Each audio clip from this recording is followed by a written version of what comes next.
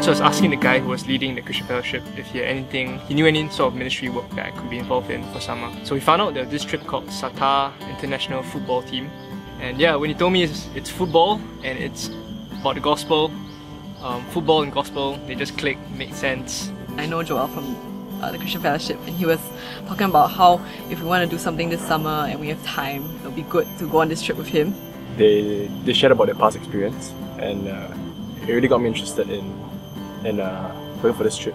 And then I decided to go to the trip for the second time. So how did I get people to go? I just asked them.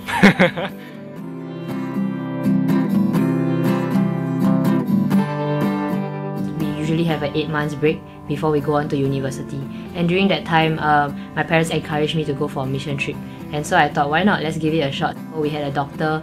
She went for the first year. And the second year, she called on a different team. So she had a team of occupational therapists, there were nurses, there were pharmacists, and even dietitians. And to me, seeing that whole diversity of medical people coming together to just serve the needs in the mission field was just amazing. And it shows that, yeah, everyone can participate in missions in their own special way. There was this writer and a publisher who went.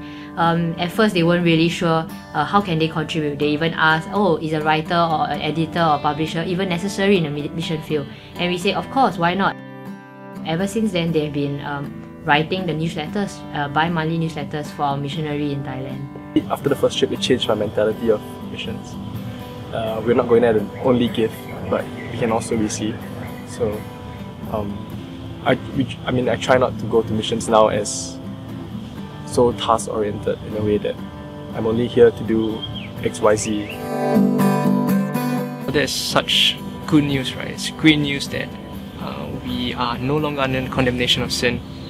And yeah, I think that's all we need to be thinking about missions. I think if any of us have been truly transformed by the gospel, we want our friends and people around us and people in the world to hear about the good news of Jesus, right? So yeah, I don't think there's any secret or there's anything sort of special technique you need to do. I think you just need to know what our Lord Jesus has done for us.